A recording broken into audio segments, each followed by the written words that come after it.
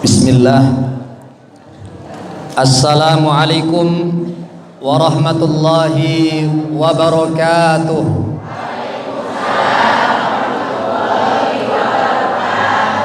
Assalamualaikum warahmatullahi wabarakatuh.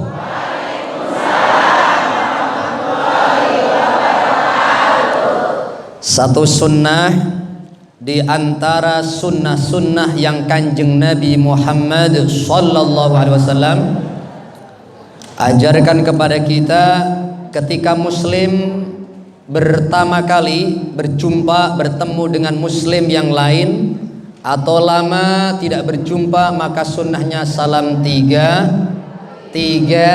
kali. Teriring doa sekalian, siapapun di antara jemaah Bapak Ibu yang mau menjawab salam saya dengan semangat, saya doakan mudah-mudahan dengan berkah Al-Quran yang ada dalam dada, Allah panjangkan umurnya, Allah mudahkan didik keluarganya, Allah mudahkan nyari ilmunya, Allah mudahkan nyari duitnya, Allah mudahkan nyari hutangnya. No.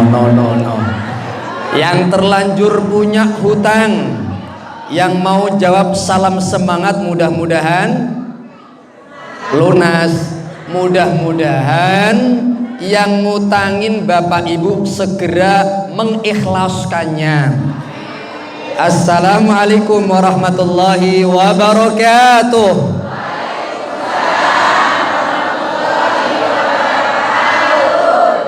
Ini banyak-banyak utang Bu ya. Alhamdulillah. Alhamdulillahirabbil alamin, wassalatu wassalamu ala sayyidil anbiya'i wal mursalin habibina wa syafi'ina Muhammadin wa ala alihi wa ashabihi wa man sara ala hadiyihi ila yaumiddin.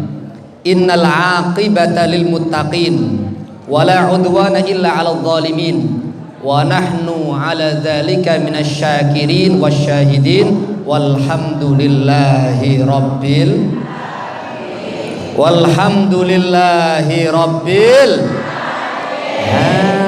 tegas, kompak, cepet, biar cepet selesai gitu loh. Amma ba'd, fahadharatul kiram, para alim, para ulama, sesepuh bini sepuh. Mohon izin Ustadz, lupa kertasnya Ustadz. Wabil akhos, mohon izin saya absen. Yang pertama Ketua Panitia Al Ustadz Al Mukarram Rahman Alif Wibisono. Yang mana nggih niki orangnya nggih? Masya Allah, barakallahu fiik. Wallah. Termasuk DKM Musola At-Taqwa Bapak Haji Harminto atau yang mewakili.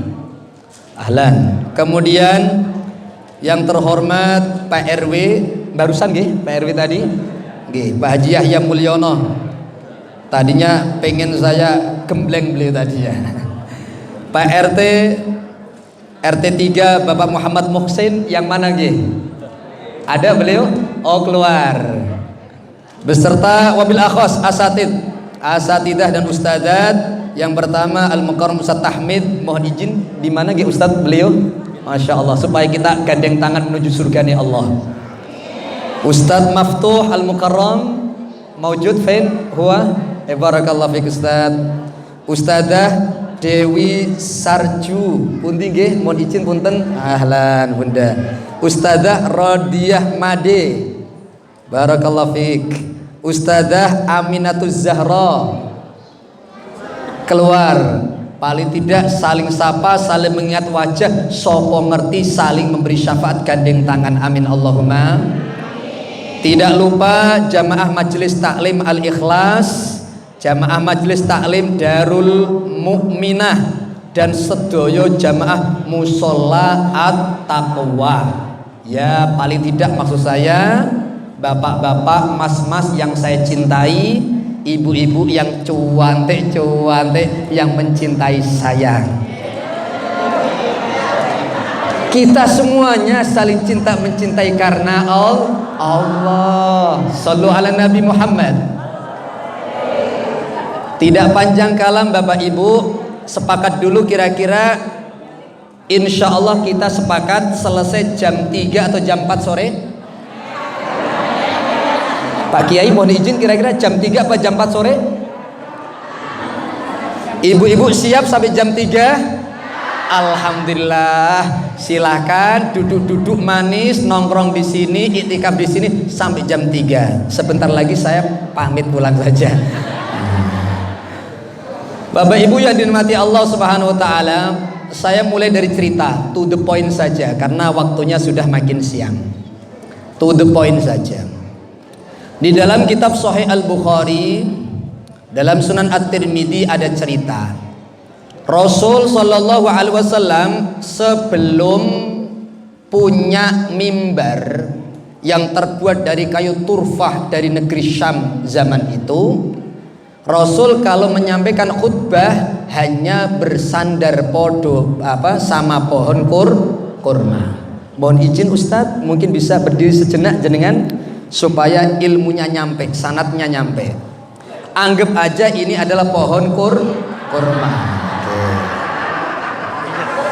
Masjid di zaman Rasul, Masjid Nabawi itu ada 8 ustuwanah yang sekarang bagiannya adalah raudhah. Dari tembok 1, 2, 3 sebelah kiri persis dari imam Masjid Nabawi itu ada ustuwanah Al-Mukhallaqah. Nama lainnya ustuwanah An-Nakhl, yakni bekas pohon kurma tempat sandaran Nabi Muhammad sallallahu alaihi wasallam, nyandar seperti ini. Ketika ada emak-emak usul, ya Rasulullah, kalau bisa buat mimbar, alasannya apa mak? Karena laqad kathural muslimun, muslim makin banyak, pengen melihat wajah kanjeng Nabi Muhammad sallallahu alaihi wasallam. Usulan diterima, dibuatlah mimbar. Pertama kali dibuat mimbar ditaruh 10 atau belasan langkah dari pohon an-nakhl atau mukhallaqah tadi. Rasul pertama kali naik mimbar sebelah sananya mimbar. Kemudian naik, belum juga mohon maaf panjang kalam tentang khutbah, tiba-tiba pohon kurma ini nangis jerit. 3 riwayat dalam Sahih Bukhari maupun Sahih Muslim. Pertama, tangisannya seperti tangisan bayi manusia. Yang kedua, tangisan bayi onta yang baru lahir. Ngemeng-ngemeng. Ibu bapak pernah nggak ngelihat onta ngelahirin bayinya? Loh, belum pernah lihat? Loh, kok sama dengan saya? Yang ketiga, seperti rintihan onta yang sudah hamil 10 bulan tinggal ngelahirin bayinya. 3 riwayat yang sahih. Singkat cerita, Rasul terganggu, iklan dululah khutbahnya, turun dari mimbar, langsung kanjeng Nabi menuju apa Bapak Ibu? Pohon kurma. Kok ngomong? Sampai diem aja. Oh iya, sampai ke pohon kurma, diem saja. Akhirnya Rasulullah menuju pohon kurma. Dalam hadisnya berbeda-beda. Antara pertama ihtadona, kemudian yang lain anaqa, yang lain massa, dan macam-macam. Minimal Rasul dalam riwayat yang sahih adalah mendemek pohon kurma. Mendemek ini kenapa kayaknya? Oh megang. Mohon maaf di Amerika, lama di Amerika jamaah. Rasul mendemek atau mendemek ini kenapa ya? Oh ya, memegang atau bahasa lainnya menyekel. Menyekel itu loh. Menyekel. Riwayat yang lain mu'anaqah, merangkul. Akhirnya diem. Rasul nerusin khutbah. Selesai khutbah, sholat Jumat. Selesai sholat, Rasul nanya, hai para sahabat, atadruna lima suhajidun nakhl? Tahukah kalian kenapa pohon kurma bisa jerit nangis? Bahkan Sayyidina Jabir ikut berikrar, sumpah atas nama Allah, saya mendengar jelas teriakan rintihan pohon kurma, padahal aku berada di soft terbelakang saat itu. Shallu ala Nabi Muhammad. Hadis ini pernah disampaikan para habaib termasuk Habib Lutfi, bahwa bukti pohon-pohon dengan izin Allah bisa bicara, bisa ibadah.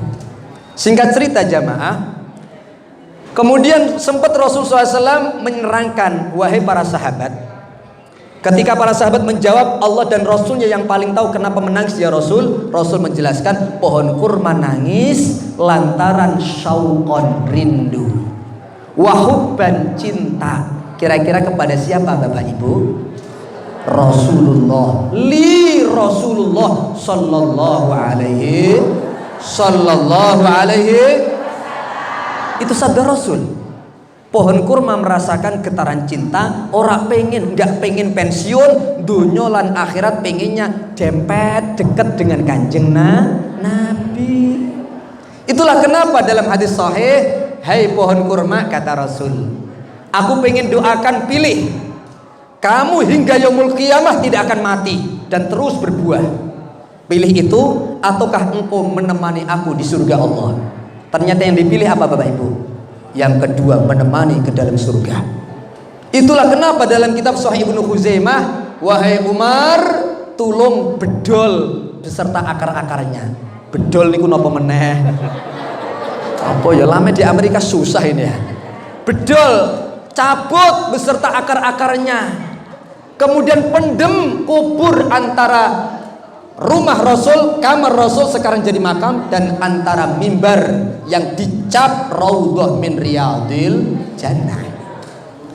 3 syarah tentang raudhah min riyadil jannah yang pernah disampaikan Imam An-Nawawi dalam kitab Al-Minhaj Syarah Sahih Muslim adalah bahwa sapa wonge pernah nginjek tanah raudhah dalam rangka ibadah, walau hanya sedetik 2 detik, apapun judul ibadah, nggak harus sholat, maka buqa'ah raudhah, tanah raudhah, mesti bakal membela mati-matian agar orang itu kembali bisa nginjek surganya Allah. Amin Allahumma.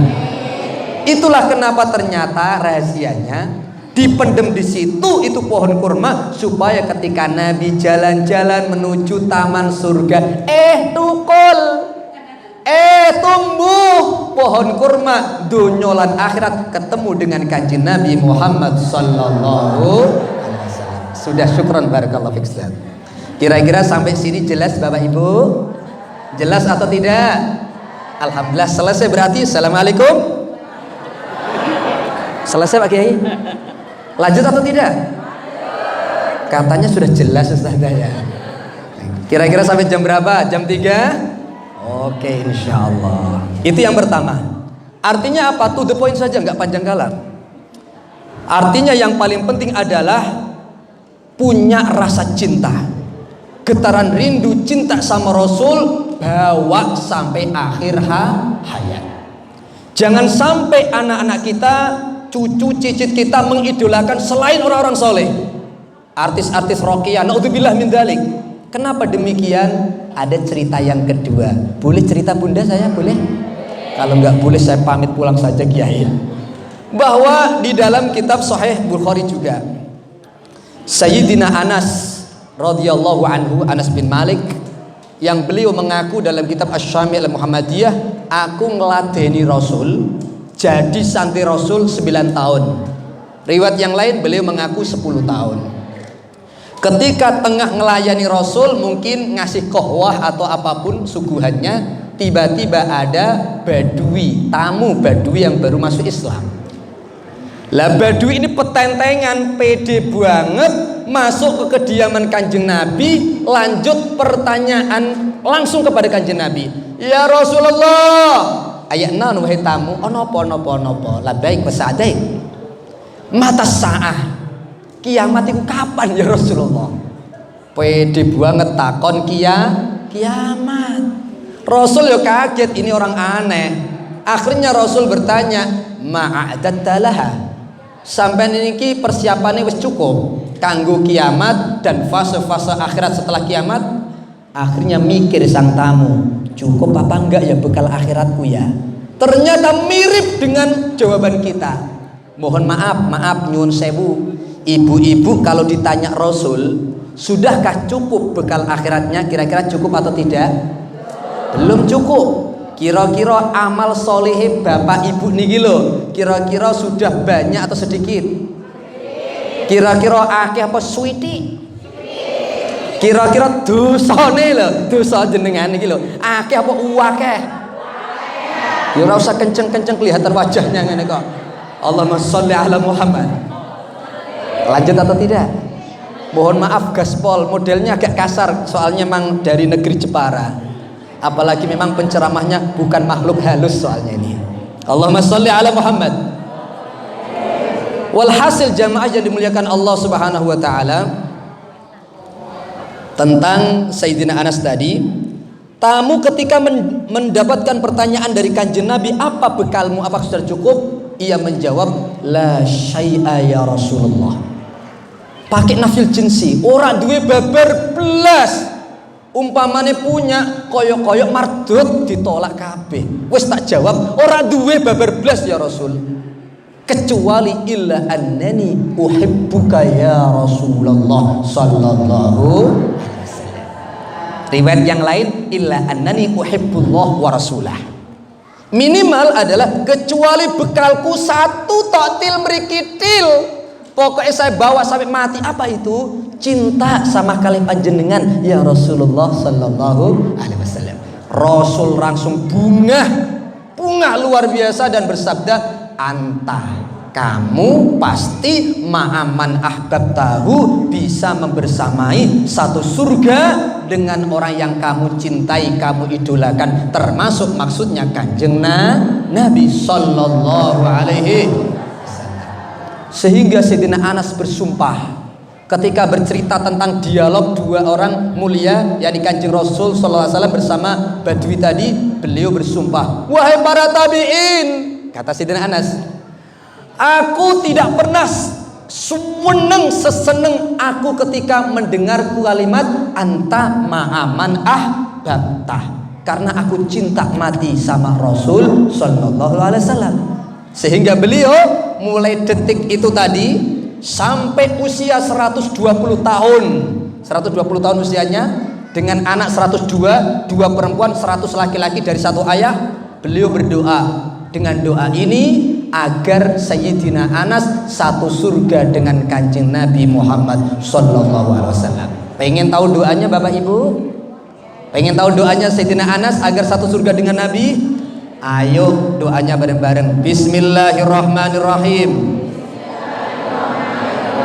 Sesuaikan kalimat beliau ya, nafsi-nafsi. Allahumma uhsyurni ma'an nabiyyi sallallahu alaihi wasallam wa Abi Bakrin wa Umar radhiyallahu anhuma bihubbi ilaihim wa illam a'mal bi a'malihim. Sudah hafal Bapak Ibu? Alhamdulillah belum hafal. Ulangi wani piro sampai ini Allah. Intinya artinya Allahumma ya Allah, usyurni, giring, tuntun, kumpulkan aku ya Allah, ma'an nabiyyi sallallahu alaihi wasallam, bersama Kanjeng Nabi sallallahu alaihi wasallam, wa Abi Bakrin wa Umar radhiyallahu anhuma, begitu pula bersama Abu Bakar dan Umar radhiyallahu anhuma, mudah-mudahan Allah meridai keduanya, bihubbi, melalui wasilah tabarukan cintaku ya Allah, ilaihim, kepada beliau-beliau bertiga, wa illam a'mal, walaupun aku mengaku, Sayyidina Anas mengaku, seorang sahabat mengaku, aku tidak akan pernah bisa beramal bi a'malihim, sesuai kadar amal beliau-beliau semuanya.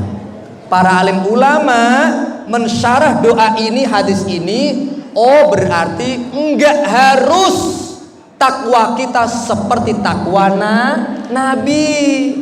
Amal soleh kita nggak harus setara persis dengan amal soleh Nabi. Yang penting syarat utama mati masih punya apa Bu? Cinta kepada Kanjeng Nabi Muhammad sallallahu alaihi wasallam. Allah, jelas atau tidak? Lanjut. Lanjut minum Bapak. Ini ngomong-ngomong boleh diminum saat ini? Oh boleh, khawatir buat tontonan doang nih Pak ya ini. Masya Allah. Bismillah. Alhamdulillah. Sebelum lanjut panjang kalam, saya ingin mengapresiasi dan memotivasi panjenengan bahwa Kegiatan semacam ini mengingatkan saya satu ayat Al-Quran, ayat 58 Surah Yunus juz yang ke-11 sebelah kanan, lembaran ke-7 sebelah kanan, dari atas nomor ke-5, dari bawah nomor ke-4. A'udzubillahi minasyaitonirrajim. Bismillahirrahmanirrahim.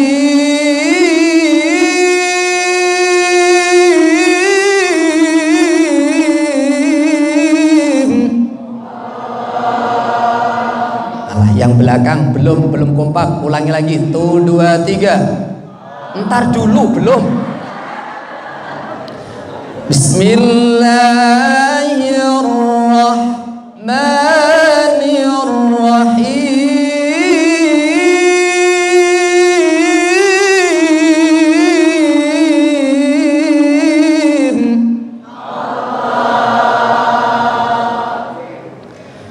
Qul bifadlillahi wa birahmatihi fabidzalika falyafrahu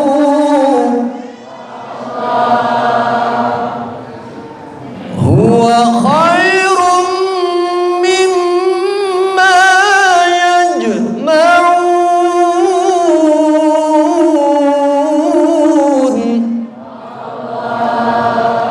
Mohon maaf agak ngap-ngapan, 3 malam berturut-turut saya hanya istirahat kurang dari 1 jam. Semalam jam setengah 3 baru pulang dari pengajian dini hari, jam setengah 4 keluar lagi pengajian, selesai jam setengah 7 langsung gas ke sini, dan ini berturut-turut. Mudah-mudahan Allah ridho, Allah kasih kesehatan wa'afiat kepada kita semuanya. Tidak panjang kalam jamaah, qul, katakanlah hai Nabi Muhammad, bifadlillahi wa birahmatihi, dengan fadl Allah, rahmat Allah. Pakar tafsir di kalangan sahabat yang bernama Sayyidina Abdullah bin Abbas radhiyallahu anhuma, beliau mentafsirkan makna fadl atau rahmat di ayat itu adalah Nabi Muhammad sallallahu alaihi wasallam. Kita akan kembali ke Al-Quran, dan tidak bisa memahami Al-Quran seudele dewe. Pakar tafsir di kalangan sahabat belum mengartikan fadl, lain riwayat kitab yang lain rahmat, artinya Kanjeng Nabi Muhammad. Dengan lahir Kanjeng Nabi Muhammad, tumbuh kembangi dewasa Kanjeng Nabi Muhammad, kerisalahannya Nabi Muhammad, falyafrahu, maka hendaklah mereka berbahagia. Bu, mengadakan acara Maulid Nabi ini dasarnya seneng apa syuweneng? Alhamdulillah. Syuwenenge panjenengan Bapak Ibu dengan acara semacam ini, lahir Kanjeng Nabi sesuai perintah ayat 58 surah Yunus. Shallu ala Nabi Muhammad. Shallu ala Nabi Muhammad. Apalagi ada satu kisah, boleh cerita lagi? Oke, pokok the point saja. Dalam kitab Sahih Bukhari, nomor hadisnya 5101, sanadnya Ummu Salamah, di tengah-tengahnya sanadnya Urwah bin Zubair. Dan hadis ini lebih lengkap disampaikan Imam Abdul Hamid Syekh Muhammad bin Muhammad Al-Ghazali yang wafat 505 Hijriah di kitab Ihya Ulumuddin juz yang ke-6 halaman 473. Begitu pula tertera pula, dicatat oleh Syekh Al-Habib Ali bin Muhammad Al-Ghazi Al-Misri yang wafat 1277 Hijriah dalam kitab Al-Kawakib Ad-Durriyah. Paham rak paham karepmu pokoknya. Shallu ala Nabi Muhammad. Paham rak paham, sing penting mangguk mangguk. Apa keterangannya? Sayyidina Al-Abbas, paman Rasul mukmin, mimpi, orang soleh mimpi ketemu saudaranya yang bernama Abu Lahab. Dalam mimpi ini, Abu Lahab, madza laqita, apa yang kau temukan, engkau rasakan di alam barzahmu? Ia menjawab, ma laqitu min ba'dikum khairan qattu illa annani suqitu min hadhihi. Riwayat yang lain, min baini isbi'ayya. Wahai Al-Abbas, ora ono nasib baik babar belas nih alam barzahku. Hanya saja setiap fikul yaumil isnin, setiap Senin, hari Senin aku dikasih rahmat Allah, ada air segar, entah bentuknya kopi, entah air putih, entah jahe, wallahu alam itu, yang keluar dari pangkal jempol.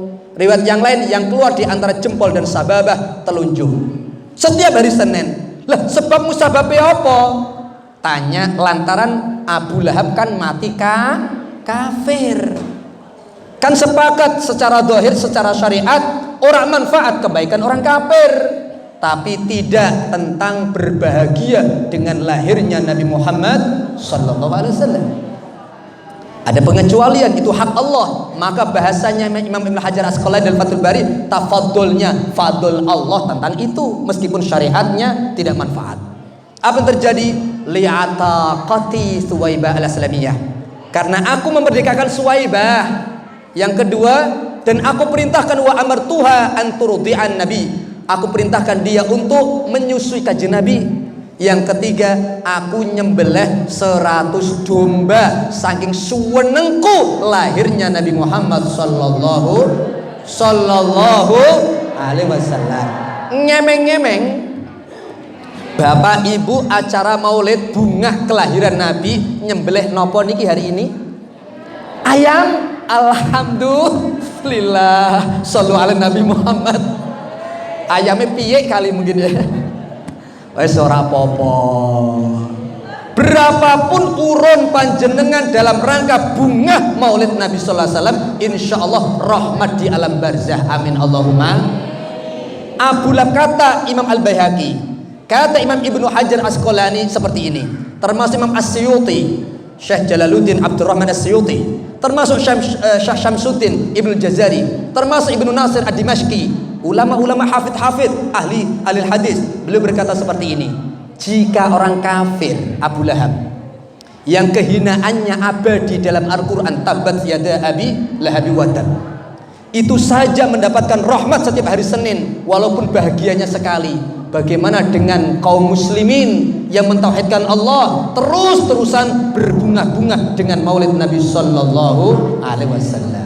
Kira-kira paham atau tidak? Karena ibu-ibu sudah mangguk-mangguk, pokoknya tak anggap lebar, pokoknya kesuwen. Allahumma sholli ala Muhammad. Oke, itu dua dasar. Di antara ada 11 dasar yang disampaikan para alim ulama. Boleh bahkan mustahab dianjurkan kita mengadakan seperti ini dalam rangka bunga dan cinta Nabi Muhammad sallallahu alaihi wasallam. Ustadz ngepeng-ngepeng sampai jam berapa jatah saya ini? Oh, jam 3. Wani piro Ustadz ini? Jaya dulu metung ini kok. Oke, tidak panjang kalam. Yang namanya cinta pasti sering menyebut asma Rasul.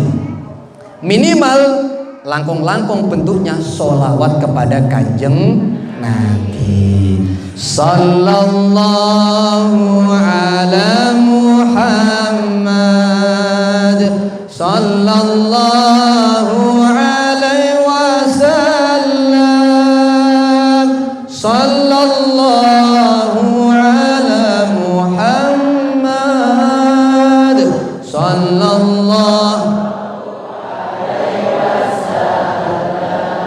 Ya Habibi ya Muhammad ya arusal khafiqaini ya Habibi ya Muhammad ya arusal khafiqaini ya mu'ayyad ya mumajjad ya imam al-qiblataini, semuanya sallallahu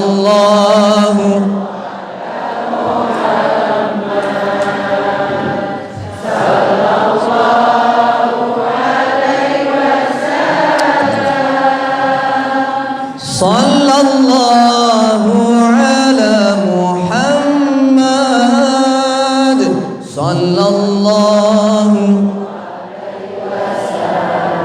Semoga Rasul ridho mengabsen kita termasuk yang dapat syafaat beliau. Amin Allahumma amin.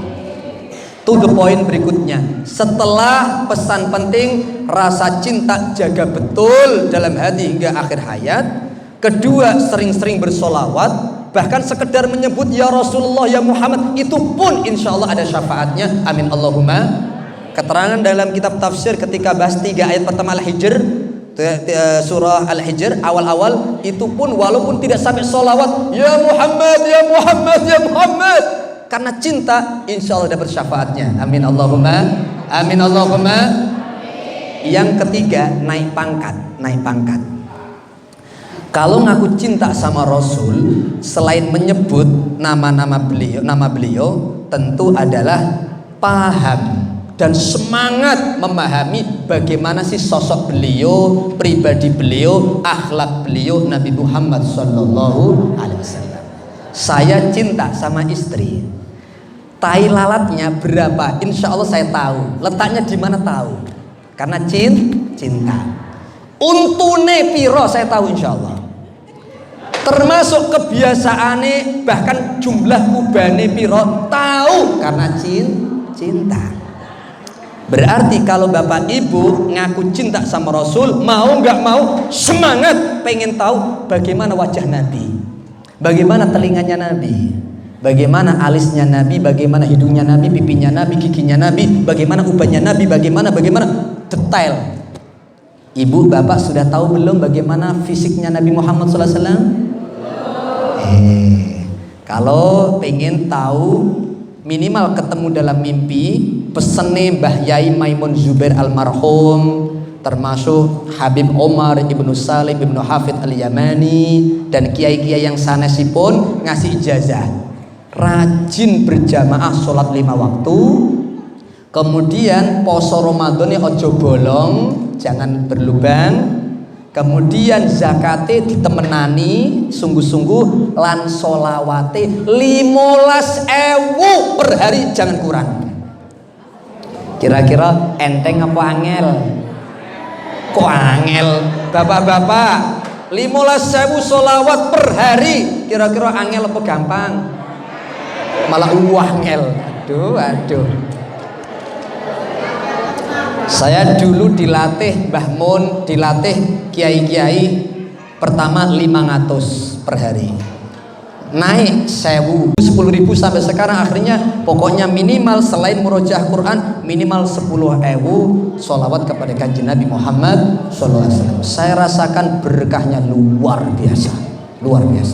Terus singkat cerita, kalau pengen, sebetulnya saya ingin cerita hasil mimpi saya 3 kali, tapi tidak panjang kalem ke sana. Intinya seperti ini. Ada para tabi'in menghadap Al-Bara' bin Azib, salah satu pemuda Ansor yang ikut Tola al-Badru alaina, itu Al-Bara' bin Azib. Sebetulnya ada 5 sahabat yang paling banyak dalam ilmu hadis menceritakan bagaimana persisnya wajah Nabi. Lah salah satunya Al-Bara' bin Azib ini radhiyallahu anhu. Wahai Al-Bara', kami kepo, kami penasaran betul koyo apa wajah kanjeng Nabi. Apakah akana wajhun Nabi sallallahu alaihi wasallam misla saif? Apakah wajah kanjeng Rasul itu seperti pedang? Bu, seperti pedang. Pertanyaan para tabi'in. Kita bahas fisik wajah dulu, belum yang lain, belum akhlak yang panjang kali belum. Sampai maghrib pun demi Allah nggak bakal selesai cerita tentang Rasulullah SAW, saking banyaknya. Ini bahas wajah dulu. Apakah wajah Rasul seperti pedang?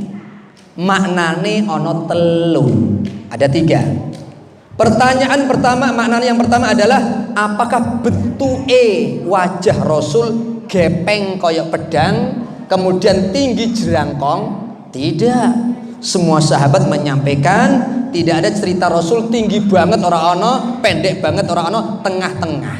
Sallu ala Nabi Muhammad. Ora, justru mustadiron, identik dengan bunder, meskipun bukan bunder bukan. Itu yang pertama. Makna yang kedua tentang cahaya. Apakah cahaya wajah Nabi, glowingnya wajah Nabi, kilauan wajah Nabi itu koyok pedang. Semua sahabat menjawab, tidak. Engkau samakan dengan pedang, ora ana apa-apane pedang. Yang terjadi apa? Wallahi bal kasyamsi wal qamar. Balik seperti minimal seperti cahaya matahari atau cahaya bulan purnama. Makanya tak heran orang ana ceritane, Bu. Alhamdulillah Pak Kiai masih hidup semuanya, panjang umur insya Allah. Makanya nggak ada ceritanya para sahabat termasuk Khulafaur Rasyidin mentelengi, melototin lama-lama wajah Nabi, nggak tahan dengan cahayanya. Di balik itu lagi nggak tahan dengan aura Nabi yang menjatuhkan, membuat malu orang yang melihatnya, malu dengan kemuliaan Nabi besar Muhammad Sallallahu Alaihi Wasallam. Makanya Siti Halimatus Sa'diyah pernah berikrar, sering beberapa malam tidak ada api, lampu, lilin, wis ra ono cahaya, sampai desa itu gelap. Tapi dengan wajahnya Nabi Muhammad Sallallahu Alaihi Wasallam saat bayi, lebih dari cukup untuk menerangi tembus langit dan sekitar-sekitar desa. Sallallahu alaihi Nabi Muhammad. Percaya atau tidak Bunda? Percaya. Kalau panjenengan punya kitab sejarah Islam tertua di dunia, pertama di dunia, nomor kedua kitab Sirah Nabawiyah, yang pertama karangan Imam Ibnu Abi Ishaq, yang kedua Sirah Ibnu Hisham 4 jilid. Di jilid yang pertama ada keterangan ketika Siti Aminah proses melahirkan kanjeng Nabi Muhammad Sallallahu Alaihi Wasallam, mayoritas alim ulama condong menjelang fajar. Maka hadara ummahu lailata maulidi Asiyah wa Maryam fi niswatin hadul qudsiyah dalam Maulid Al-Barzanji. Begitu pula dalam qaul para alim ulama termasuk kitab sirah ba'dama madha an-nisful awal. Singkat cerita, muncul cahaya terang. Mohon maaf, yang tadinya saat hamil Rasulullah, Siti Aminah hamil dengan Nabi Muhammad, yang bercahaya itu rahimnya. Kemudian mulai proses melahirkan, cahaya itu makin turun, sehingga letaknya, mohon maaf, antara aurat Siti Aminah dan antara pusar. Sehingga panjenengan kalau punya kitab Nihayatul Zain karya Imam An-Nawawi Al-Bantani, beliau condong Rasul berbeda dengan manusia yang lain. Rasul sallallahu alaihi wasallam lahirnya bukan dari aurat, tapi dari antara aurat dengan pusar, dari pusat cahaya tersebut. Sampai cahaya terang itu menerangi langit hingga tembus qusuran fi Busra wa huwa Syam. Kalimatnya seperti itu dalam hadis yang sahih. Sampai benar-benar tembus istana-istana, gedung-gedung yang ada di Busra, padahal Busra itu negeri Syam, itu kelihatan dari Mekah. Shallallahu alaihi Nabi Muhammad. Berkah cahayanya siapa? Nabi Muhammad Sallallahu Alaihi Wasallam. Oke, yang ketiga, makna ketiga pertanyaan, apakah wajah Nabi seperti pedang? Maksudnya aurane. Apakah serem koyok pedang, ekstrim, radikal, temperamental? Wajah Nabi itu seni, enek. Siapapun yang melihat apakah menghindar darinya? Sayyidina Ali dengar dialog itu, wallah, la, siapapun yang melihat wajah Nabi pasti langsung ihabah, takdim kepada Rasulullah, mahabbah sama Rasulullah Sallallahu Alaihi Wasallam. Bu, alhamdulillah masih ada nyawanya Pak Haji. Alhamdulillah panjang umur. Pelajaran penting, bahas wajah, fisik, belum yang lain, masih sampai sore pun nggak habis-habis tentang uswah Rasul. Bahas wajah, ada pelajaran penting. Jika saya atau bapak-bapak, ibu-ibu punya wajah yang dilihat oleh anak-anak sendiri atau oleh orang-orang sekitar, mereka enek dengan wajah kita, mereka ogah lama-lama lihat wajah kita, kehadiran kita nggak dirindukan oleh mereka. Bang Toyib umpamane merantau, kulo jujur saja tanya ke istri saya, bidadari saya dan anak-anak saya, sering keluar negeri Pak Bu, sebulan hanya mungkin 5 hari, seminggu di Indonesia, nanti hilang lagi. Kemarin saya pulang dari Mekah 9 hari yang lalu, kemudian 3 hari lagi insya Allah balik ke Mekah lagi. Mungkin sebulan rencana sebulan di Saudi Arabia, kemudian hilang lagi ke Turki, kadang ke Hong Kong, terus hilang, terus tanya sendiri sama istri saya. Ya salam, Allahumma sholli ala Muhammad. Namun alhamdulillah baru juga berangkat anak-anak saya, Abi kapan pulangnya? Beruntung, berarti wajah saya wajah sunnah, wajah yang dirindukan oleh keluarganya. Amit-amit jabang bayi, naudzubillah min dzalik, jika ono koyok Bang Toyib keluar terus, ternyata pribadinya wajahnya nggak dirindukan istrinya, tidak dirindukan oleh anak-anaknya, berarti itu sosok wajah yang gagal, alias tidak sunnah, otomatis bid'ah. Wajah bid'ah, wajah yang enek, wajah yang temperamental, wajah yang jarang-jarang senyum, sumeh, itu adalah wajah gagal, wajah bid'ah. Shallu ala Nabi Muhammad. Shallu ala Nabi Muhammad. Lanjut atau cukup? Lanjut terus Pak Haji, enak ya ngrungokno teh. Pak Kiai, ini beliau ceramah atau ini? Beliau ceramah atau doa? Doa. Oh doa, oke, tak lanjut berarti. Siap sampai jam 3 pokoknya. Shallu ala Nabi Muhammad. Oke, itu baru bahas wajah. Sekarang mohon maaf, tadi sempat saya dengar Qori membaca ayat 21 surah Al-Ahzab, yang tak lain lembaran ke-10 sebelah kiri dari bawah nomor kedua, juz ke-21. A'udzubillahi minasyaitonirrajim. Bismillahirrahmanirrahim. Laqad kana lakum fi Rasulillahi uswatun hasanah. Rasul juga membaca laqad kana lakum fi Rasulillahi iswatun hasanah. Rasul juga membaca laqad kana lakum fi Rasulillahi iswatun hasanah. Rasul juga membaca laqad kana lakum fi Rasulillahi iswatun hasanah liman kana yarjullaha wal yawmal akhir wa dzakarallaha katsira. Rasul juga membaca liman kana yarjullaha wal yawmal akhir wa dzakarallaha katsira. Rasul juga membaca liman kana yarjullaha wal yawmal akhir wa dzakarallaha katsira. Kira-kira enak atau enak? Alhamdulillah. Itu sekedar wawasan. Oh, ngaji Quran macam-macam, betul. Betul, tadi sudah disampaikan, itu bukan pamer tapi dalam rangka tahadus bin nikmah. Al-Fakir ngantongi sanad 10 qiraat yang bersambung sampai Nabi Muhammad sallallahu alaihi wasallam. Berharap sangat mudah-mudahan Allah anugerahkan Bapak Ibu semuanya punya anak-anak yang soleh-solehah, apal Quran, syukur-syukur, menguasai minimal qiraah sab'ah. Amin Allahumma. Amin Allahumma. Tadi saya pesen Pak Kiai tadi, ya, ini request dari beliau, cerita sedikit boleh Bapak Ibu?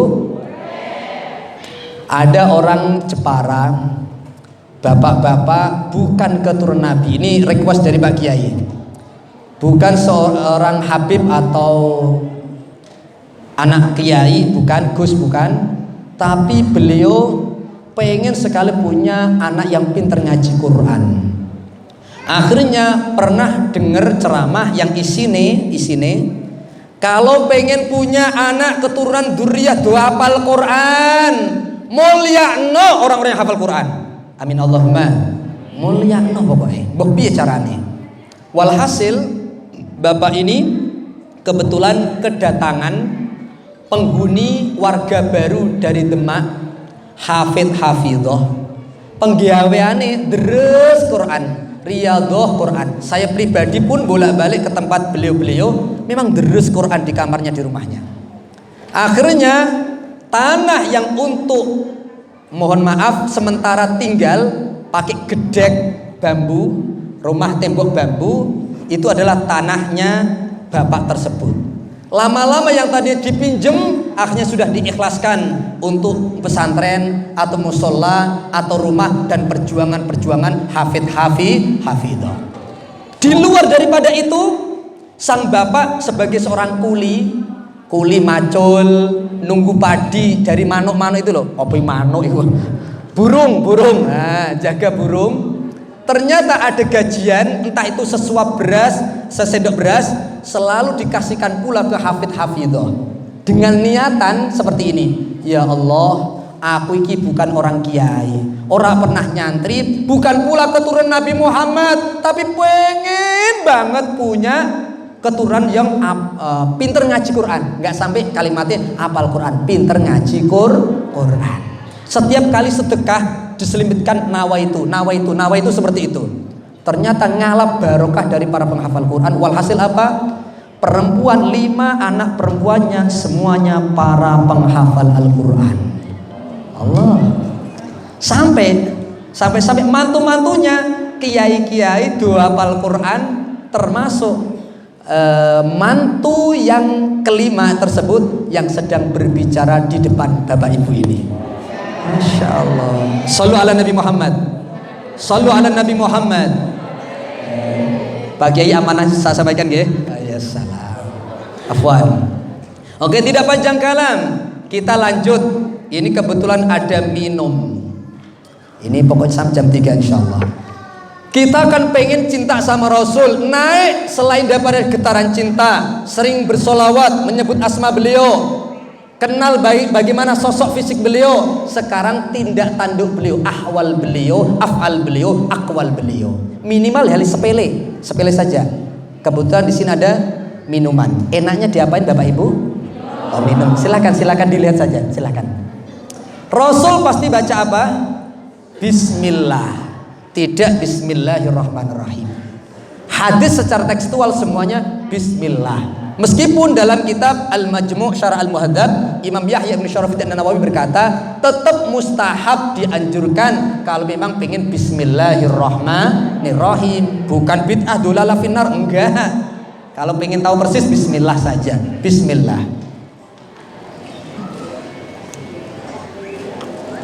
Alhamdulillah. Nafas saya pakai 3 gelekan, saya pakai 3 tegukan.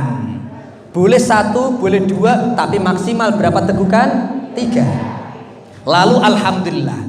Kalau Rasul pengen minum lagi, pasti tidak mungkin tidak, pasti baca basmalah lagi. Bismillah.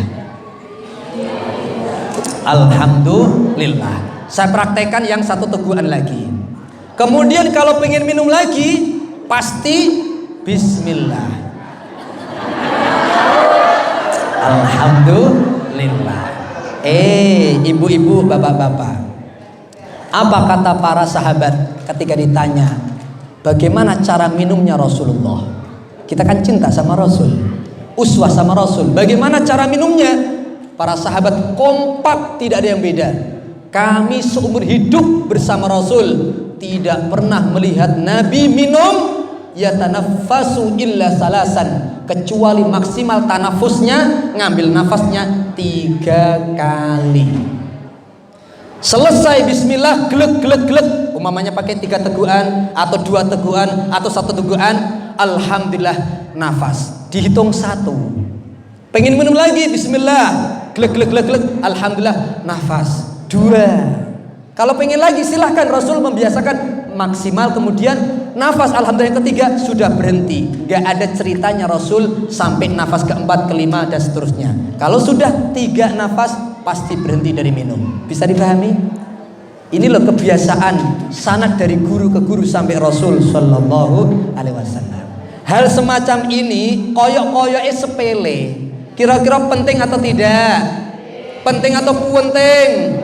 Sayyidina Ali, Imam Al-Ghazali, Imam Nawawi menasihati kita, jangan pernah sepelekan amal sekecil apapun itu. Boleh jadi panjenengan pantas masuk surga Allah bukan karena amal berat, tapi amal sepele. Shallu ala Nabi Muhammad.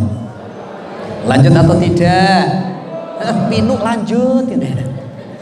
Lanjut Haji. Masya Allah, beliau melototi medeni wong nih. Biasa. Kemudian dahare Rasulullah. Masya Allah. Ngomong-ngomong Bapak Ibu, daharnya Nabi pakai berapa jari? 3. Sedangkan Bapak Ibu pakai berapa jari? 5 ngerakuk. Berarti cara dahare panjenengan bid'ah atau sunnah? Bid'ah terus. Alah.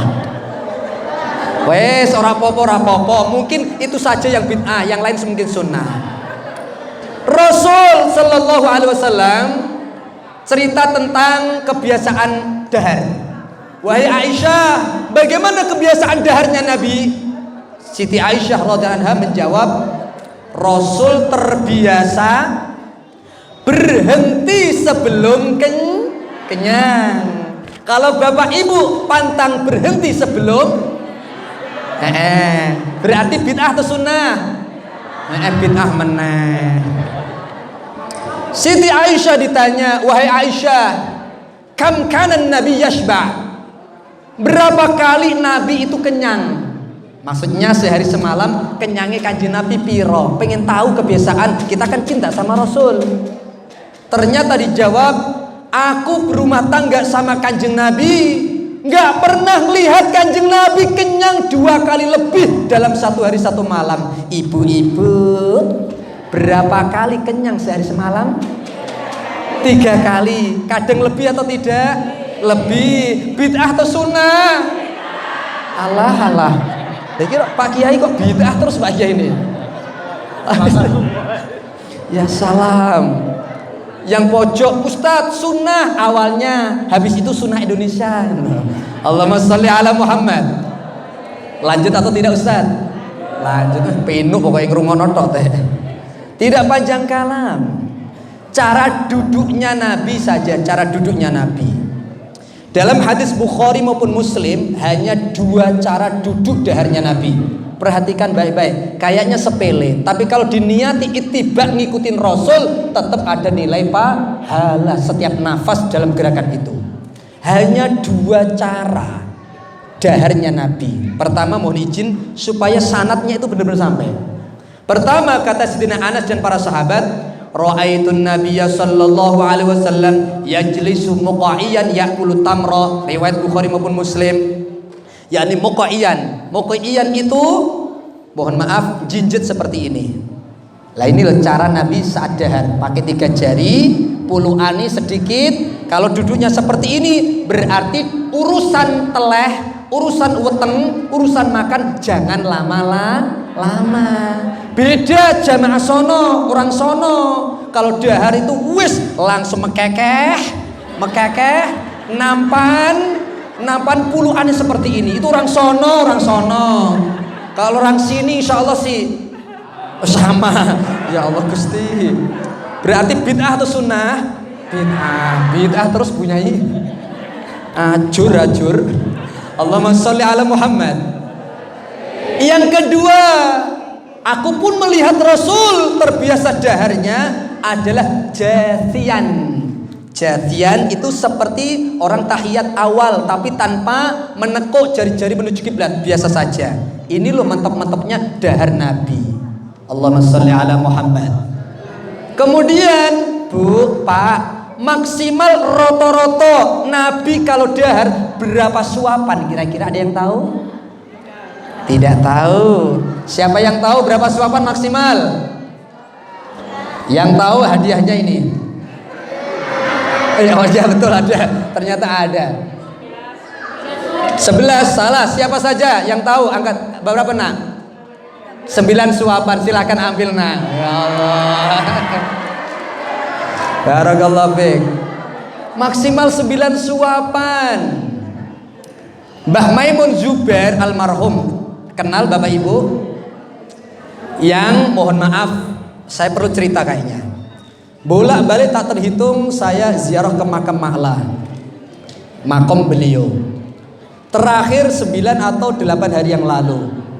Biasanya saya tanpa video-video, tapi kebetulan kemarin saya ketemu salah satu petugas resmi pakai seragam resmi, penjaga Ma'la, Syekh Ibrahim sama Syekh Auf namanya. Ketika saya dialog, saya ingat rekam ini perlu rekam. Wahai Syekh, saya tanya, hal ra'aita janazata Kiai Maimun Zubair almarhum? Apakah engkau benar-benar pernah melihat jasadnya itu masih utuh, Syekh Kiai Maimun Zubair almarhum? Naam Syekh Mufti Syafi'i, ra'aitu janazatah. Aku benar-benar melihat jenazahnya. Syuf ya ammi. Hadhihi syashah, ini layar akan dilihat oleh media sosial. Saya bilang seperti itu. Saya ingin wallahi tallahi billah, demi Allah, ra'aita janazatahu, engkau benar-benar lihat jenazahnya. Ya Syekh Mufti Syafi'i, wallahi tallahi billahi, ra'aitu janazatahu wa dzalika ba'dal maghrib bi 'ainayya, kata dia.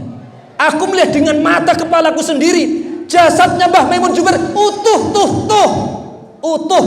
Wa dzalika ila yaumil qiyamah, kata beliau, hingga yaumul qiyamah akan abadi.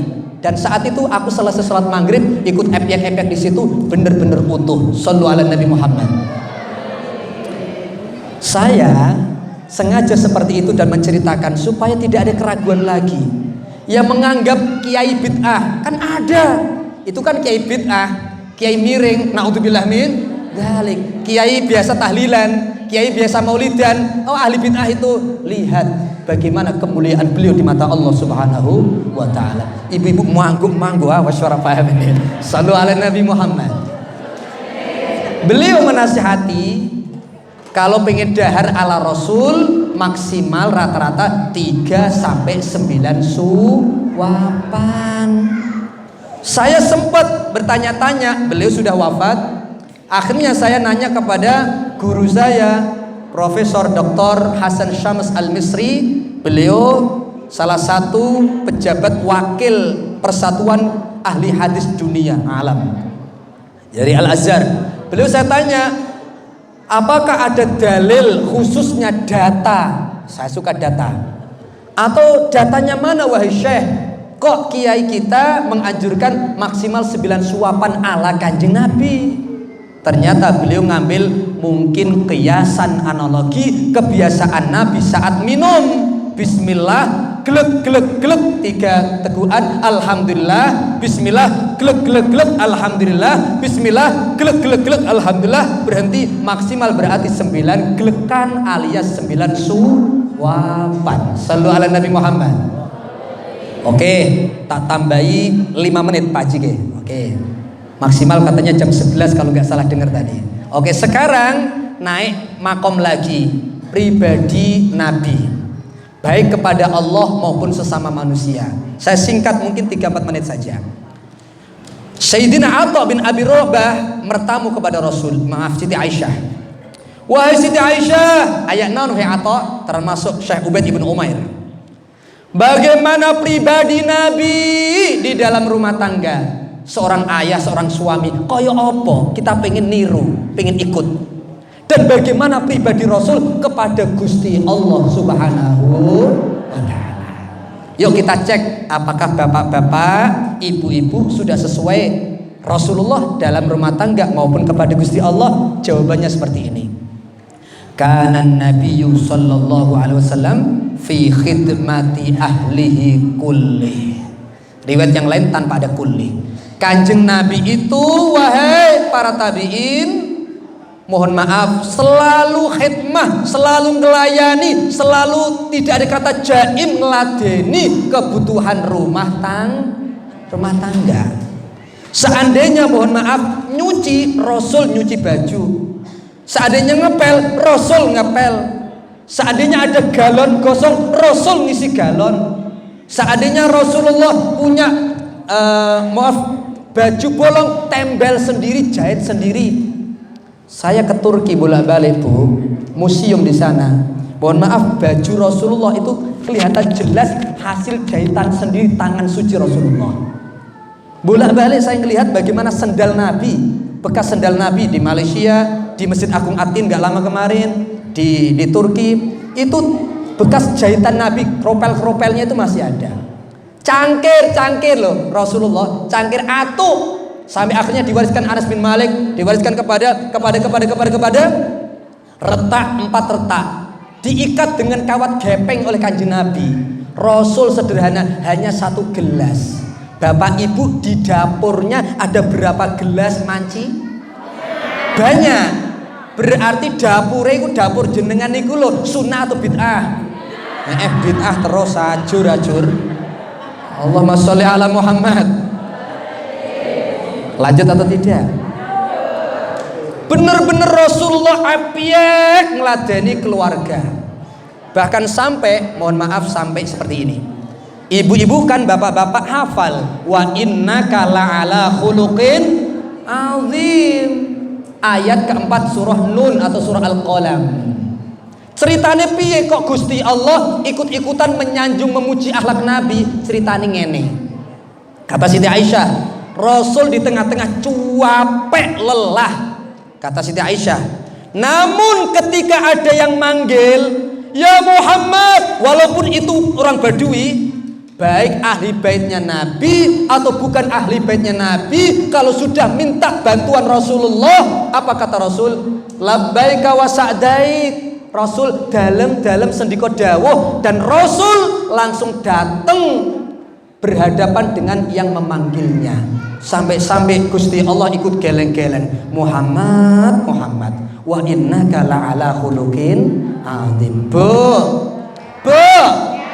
sampean kalau dipanggil suami kira-kira datang atau cukup? Enggih, Aa. Kira-kira datang atau diem? Pret, datang. Wajah-wajahnya wajah bid'ah ngene kok. Paling mentok-mentok, nggih Aa, nanti Aa. Alah, nggih napa nggih? Ora usah kenceng-kenceng, kelihatan jelas ngene kok. Wes, mohon maaf Bunda, mohon maaf. Modelnya kasar seperti ini bukan makhluk halus soal ini. Ini termasuk nasihat buat istri saya, buat saya. Jangan salahkan anak ketika dipanggil, "Nak." Ternyata nggak datang-datang. Nah, nggak ada datang. Lebih nyaman dengan HP-nya. Karena HP setiap kali dipencet, pengen apa langsung diijabah oleh HP. Betul. Coba kalau kita seperti itu, Abah pengen bantuan Abah, Abi, Umi, coba tinggalkan dulu, hormati, labbaika wa sa'daik. Insya Allah kita mengalahkan kecepatan ijabahnya HP kepada anak. Amin Allahumma. Paham paham, yang penting manggung kesuwen pokoknya. Yang terakhir 1,5 menit. Namun kata Siti Aisyah, ketika Rasul dengar azan, Allahu Akbar, pasti tinggalkan semua urusan keluarga hanya untuk sholat. Pasti, tidak mungkin tidak. Sampai Siti Aisyah lebih ekstrim.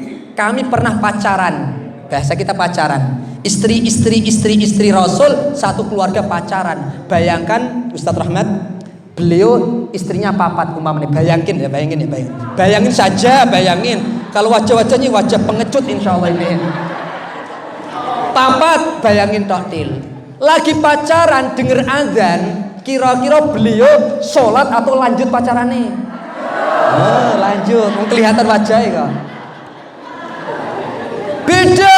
Apa kata Siti Aisyah? Kalau pernah berbarengan pacaran sama Rasul, dengar adzan, Rasul menuju sholat, sampai seandainya ada orang tanya, ya Rasul, itu siapa di kananmu, siapa di kirimu, siapa di belakangmu, maka Rasul tidak akan mampu mengenalinya. Tidak eleng lagi itu Siti Aisyah, itu Hafsah, karena pikiran dan hati Rasul hanya Allah Subhanahu wa ta'ala. Kira-kira Bapak Ibu sudah sunnah seperti itu atau belum? Berarti bid'ah atau sunnah? Kalau seandainya ada adzan subuh, ibu-ibu masih kelonan. Adzan subuh wong tuwek, Allahu Akbar, Allahu Akbar. Kira-kira ibu-ibu lanjut kelonan apa ke masjid? Bapak-bapaknya ke kelonan apa ke masjid? Alah, bid'ah atau sunnah?